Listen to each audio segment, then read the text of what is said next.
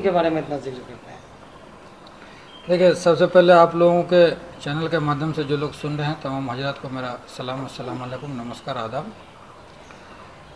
असल में सोचने की बात है, जो वो दिखा रहा है जैसा कि जब वो ग्वालपोखर से इलेक्शन लड़ेगा, ऐसा कोई बात नहीं है। वो इमोशनल एक ब्लैकमेल कर रहा है जिसमें उसको महारत हासिल है, शुरू से ही करता आया है, सदियों से।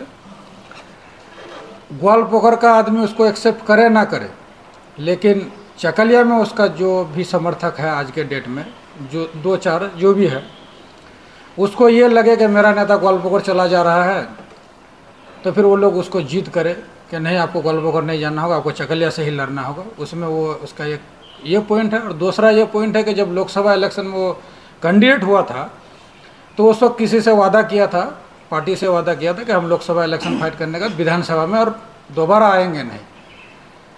तो कौन विधानसभा में आएगा, उससे वादा करके उसको पार्टी का प्रेसिडेंट भी बनाया गया है। वो अपने स्तर पर इलेक्शन पार्टी के लिए काम भी कर रहा है रात दिन।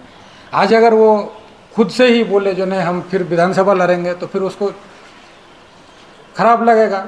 इसीलिए इसका हर काम में दो तीन तरह का पॉइंट होता है, टारगेट होता है। ये दो तरह का टारगेट लेके, ताकि उस वक्त फिर विधानसभा में वो चकलिया से ही अपना नाम भेजेगा और बोला जाएगा, जिससे वादा किया उसको बोलेगा कि देखो आप अवाम हमको छोड़ना नहीं चाहता है, हम तो ग्वालपोखर जाना चाहते थे, हमको छोड़ना नहीं चाहता है, इसीलिए अवाम के हित में ही हम अपना नाम भेज रहे हैं। हालांकि मेरे पास जितना भी खबर है, मेरा इस छोटी सी उम्र में पॉलिटिकल जितना नॉलेज हुआ है आज तक, उसके मुताबिक हम जितना जानते हैं कि विधानसभा इलेक्शन में हमको नहीं लगता कि कांग्रेस पार्टी उसको ग्वालपोखर से हो या चकलिया से हो या कहीं से भी कांग्रेस पार्टी उसको विधानसभा का कैंडिडेट करेगा।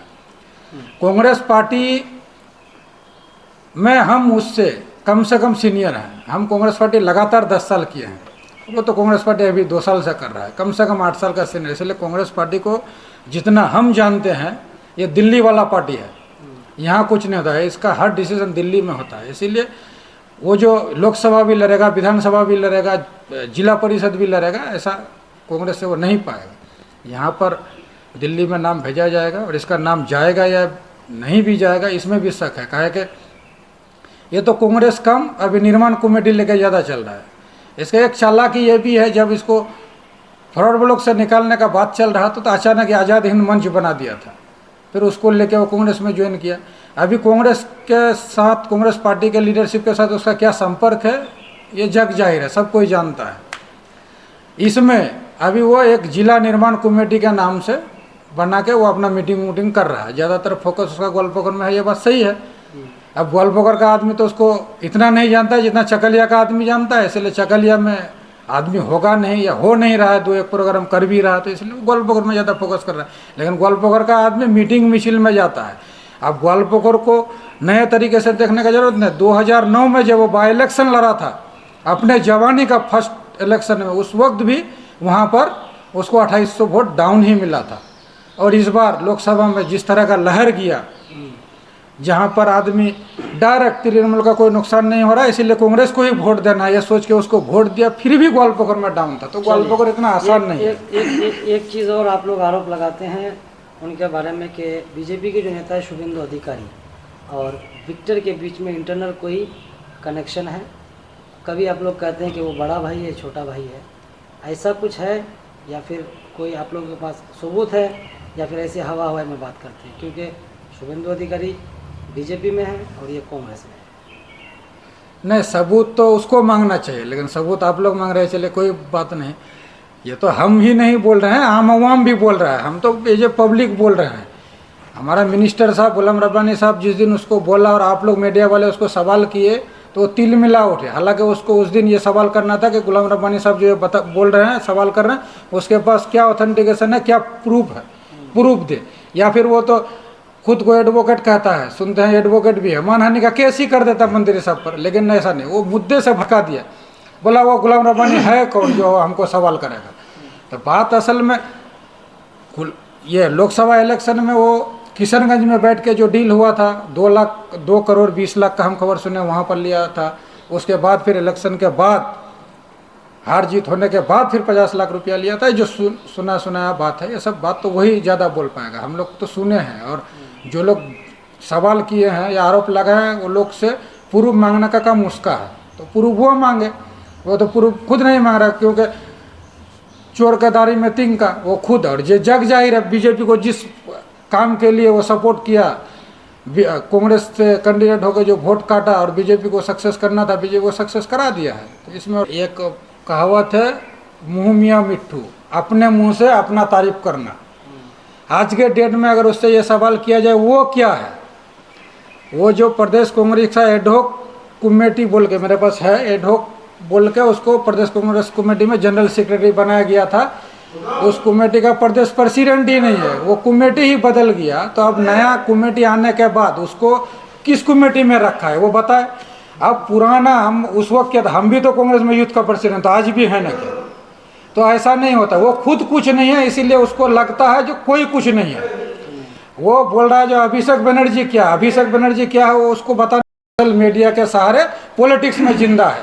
अगर वो तृणमूल को गाली, ममता बनर्जी को गाली और शुभेंदु अधिकारी के कहने के मुताबिक, अपने बड़े भाई के कहने के मुताबिक उसको फॉलो करते हुए तृणमूल को गाली नहीं दे तो पॉलिटिक्स में 2 दिन नहीं टिक पाएगा। इसीलिए वो तृणमूल को गाली देने का काम वो आए दिन शुभेंदु अधिकारी के कहने पर कर रहा है।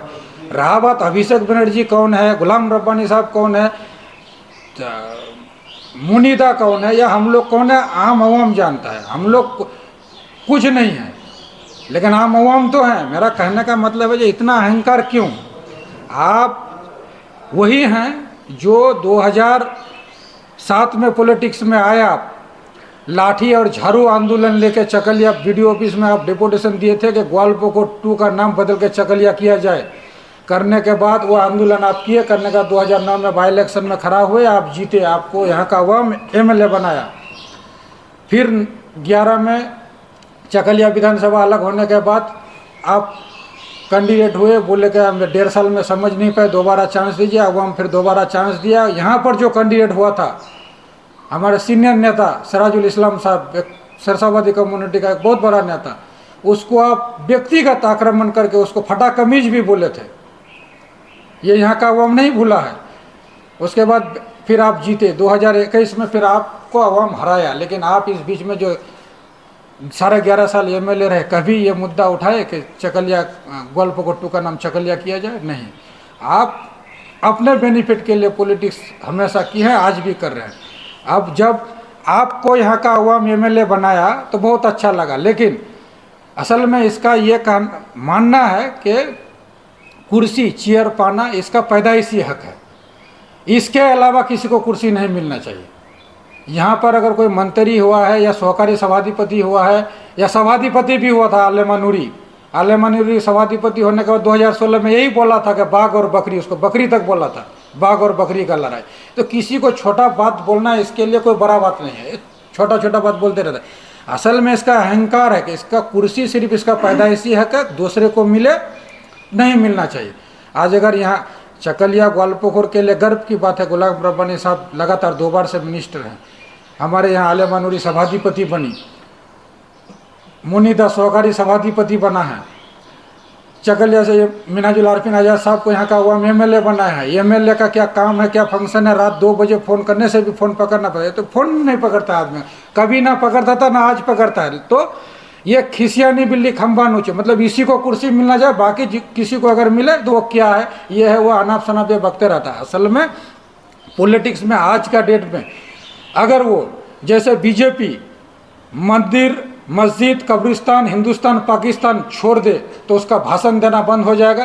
ठीक यहाँ का प्राक्तन MLA अगर ममता बनर्जी और अभिषेक बनर्जी, गुलाम रब्बानी, मोनी, तृणमूल छोड़ दे तो ये भाषण नहीं दे पाएगा, क्योंकि इसके पास पॉलिटिकल कोई एजेंडा ही नहीं है। और यहाँ का आम आवाम को वो गुमराह करते करते, आप देखिए एक बात कि हम लोग मुसलमान आदमी हैं, इफ्तार जब हम लोग करते हैं उसको क्या एक सेंसिटिव टाइम होता है। इफ्तार से पहले हम लोग दुआ फातिहा करते हैं, लेकिन ये एक बहुत लड़का मंजन बेचा भी बोलता है, एक माइक लेके देखिएगा आधा घंटा पहले भाषण बजे, आदमी को उकसाता है तृणमूल कांग्रेस, तृणमूल कांग्रेस, तृणमूल कांग्रेस। पश्चिम बंगाल से अगर बीजेपी को उखाड़ना है तो आपको ममता बनर्जी को हराना होगा। आप देखिए बीजेपी है क्या जो बीजेपी को उखाड़ना होगा।